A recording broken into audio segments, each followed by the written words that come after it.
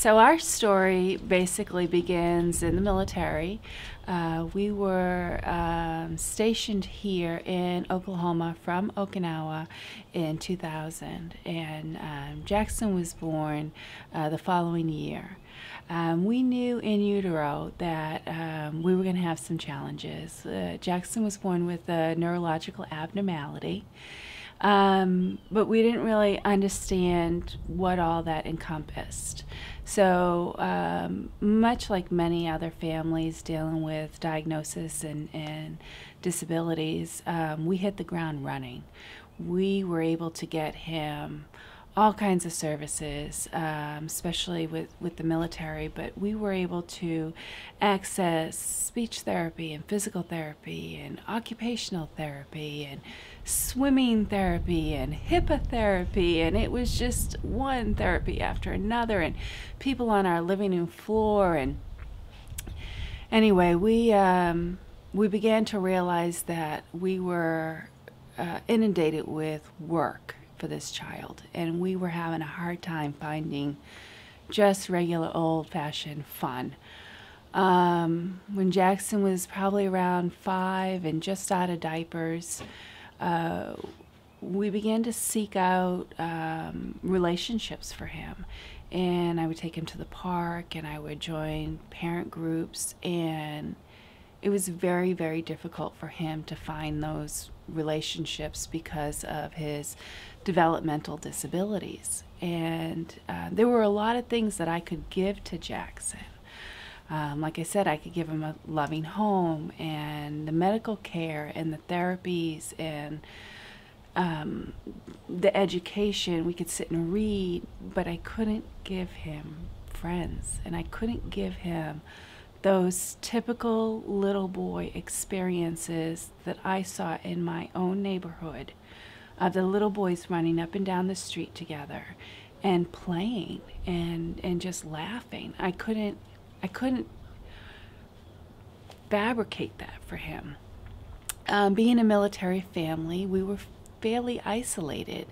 All of our family lived out of state, or lives out of state. Jackson's an only child, so there's no cousins, there's no going over to grandma's house on the weekends. You know, it was us, and we were extremely reliant on each other, but almost too much. I started to look around for groups with other children with special needs, and what were the other families doing. And I came across the Make Promises Happen camp, and I began to do a little bit of research. And I remember calling up the director at the time and talking to him over the telephone about what the age groups were, what the experiences were like, what the cost was like, all of that. And it all seemed really reasonable, really logical. It just seemed very natural. And so we came up here one weekend during the motocross weekend, and we visited with other campers and with the counselors. And it was probably maybe a 3-hour experience. But in that 3 hours, it was without a doubt such an enlightening experience. It felt like home. It felt like we had met people that we could develop those relationships with. And I remember after Jackson's first camp, and again, he was about 7 years old at the time, and I wrote a letter to one of the directors, and I said, you know, every now and then God puts angels in your life that you need. And we found a whole slew of them here at the camp. So to tell you what the Make Promises Happen camp means to us as parents, Let me just start with telling you a little bit about our daily lives. We were in sterile situations, in therapy environments, and waiting areas. We were in a clinical situations in which we were the clients and they were the service providers. We were in situations in which we were continuously on a regimented schedule. You know, this child got up at the beginning of the day, he brushed his teeth, he had his meals, and it was just like boom, boom, boom, like a military type of schedule for this little 7-year-old. And so then we get to camp. And he spends his first weekend, and we pick him up, and I realize that he did not have a schedule. He got filthy dirty, and it was okay. He probably went to bed the night before without brushing his teeth. And holy cow, I know he ate junk food before going to bed because he told me all about the s'mores. And so in one weekend, he had so many typical little boy experiences that I could not have given to him, and it was phenomenal. You know, so we kept bringing him back, and he'd get out of the car like he owned the place. He'd say, "Bye, Mom, bye, Dad," and I'd say, "Whoa, wait a minute. Let me make your bed. Let me talk to your counselor. Let me give them my telephone number." And but it was like he was off.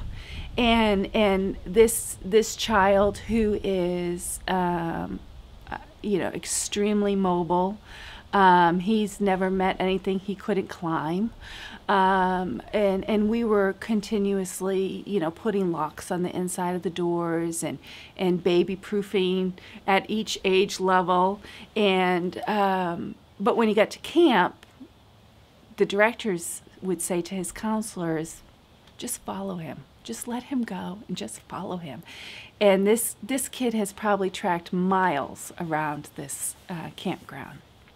So it was a place for him without any restrictions, without any regiment, without any sterile environment, and that's exactly what he needed.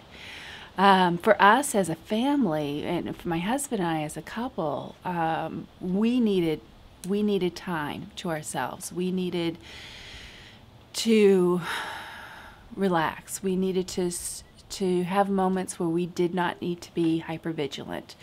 We, you know, Jackson's 16 years old right now, and one of the things that I try to tell people to help them understand is that, you know, normally when you bring home a newborn baby and that newborn doesn't sleep through the night, it's pretty exhausting. And you spend a lot of time focusing in on that newborn.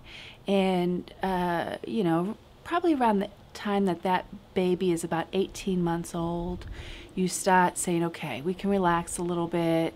We've got more of a schedule. We can invite people over to the home. We can go on family outings. For Jackson, we never got out of that stage. And even now, at 16 years old, he still does not sleep through the night. He was up several hours just last night. And, you know, it's taken us a long time just to even welcome people into our home, you know, because you have to explain why all the doors are locked and why there's a cover over your thermostat, things like that. It gets a little uncomfortable. But anyway, you know, it's taken us a long time to kind of let down some of that hypervigilance. And anyway, the really great part about going to camp is that we could have a little bit of a life ourselves. We could go on some overnights and enjoy each other's company. We've been able to get some things done around the house. You know, for a child who has sensory integration dysfunction, it's hard to do home repairs. It's hard to do deep cleaning. It's hard to just kind of wander around the yard without having to chase them down the neighborhood. So we sent him to camp one time and we had our roof replaced. And by the time I picked him up at camp, I thought, well, that was really a smart decision because he would have completely unraveled. This Make Promises Happen camp has taken him places. They have taken him surfing. They have taken him skiing. They have taken him places on leaps of faith that were so beyond me, because I thought to myself, they're putting him on a bus and taking him down to Galveston, and I have a hard time taking him to Walmart. So there is just, whether a child is, wheelchair confined or hypermobile like Jackson is, they're going to find a way to put him on the horse, to put him in the pool, to put him in front of the campfire, whatever it is. They're going to find the thing that lights that kid up, and they are going to just go with it. And so that's what really what it means when you say make promises happen. They find out what that thing is that kid needs the most, and they make that happen. One of the things that Jake and I talked about when we first learned about Jackson's diagnosis, and I was still pregnant with Jackson, we thought, what do we want for him in the overall scope of things? What is the most important thing for this child? And there are people out there that say, I want my child to grow up to be a professional, or I want them to grow up to be a member of the church, and all of those things. And we really had to break it down and get pretty simple, because we had no idea what we were dealing with in the long run. We decided that the most important thing for Jackson was for him to realize that he was loved. Not for him to be loved, but for him to have the cognitive capacity and spirit to know that he was loved.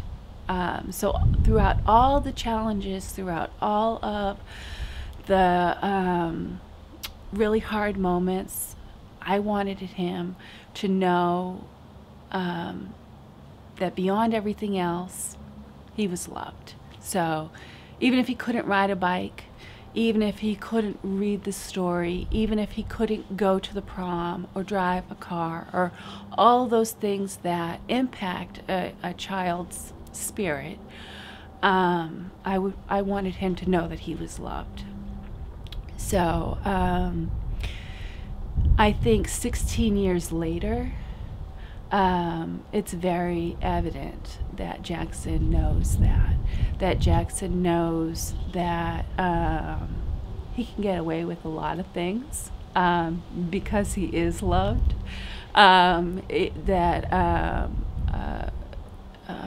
he is in a safe place, that he can make mistakes, that he can grow, he can try again, and in the end, he is loved. Some of our kids, especially those dealing with autism diagnosis or behavioral diagnosis, will strike out at the family members, and they do so more toward the family members. They get bit, or mom gets bit, mom gets head-butted, dad gets kicked, those types of things. And we certainly dealt with a lot of that. And in the end, Jackson knew he was loved, and we were the safe place, and so we took some hits. But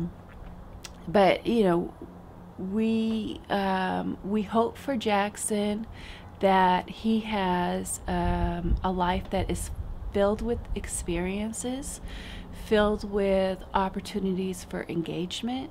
We hope for him to be surrounded by people who he has relationships with and he feels safe with. We hope for Jackson to have a measure of independence. And when I think of those things, about all of those things that we hope for Jackson, that we want him to be loved, that we want him to be engaged, that we want him to have experiences, we want him to be surrounded by people who love him and cherish him, and by him having a scope of independence, all of those things he has found here at the camp. He continues to find that here as he grows. I know that one day when he's an adult and we're not here, he's going to be okay, because he knows that when we drop him off here, he's okay. And that means so much to us in the scheme of things. When I talk to other parents and I tell them about the camp, I hear things like, well, you know, I would just be afraid to leave so-and-so there. She's never spent a night away from us. I worry about, you know, somebody, you know, neglecting or taking advantage, or, you know, fill in those blanks that is every parent's worst nightmare, and those types of things. And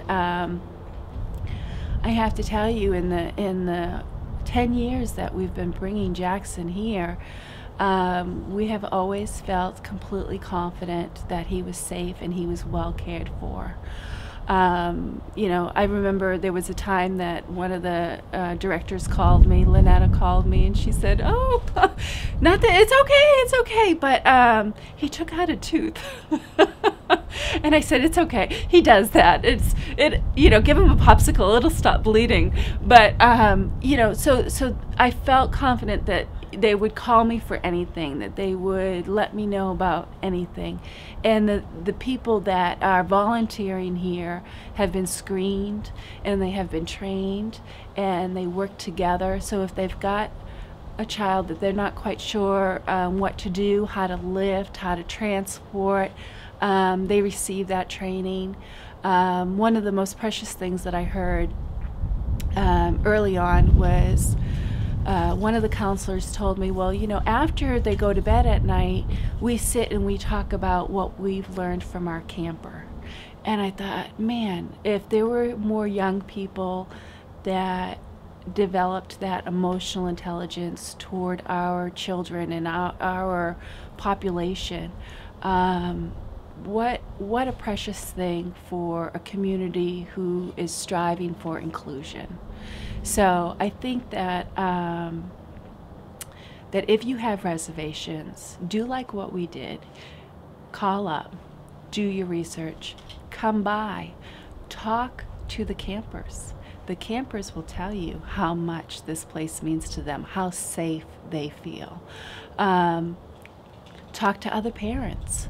You know, it's really an opportunity that that you should, you know, do more to research and find out if it's the right opportunity for your child.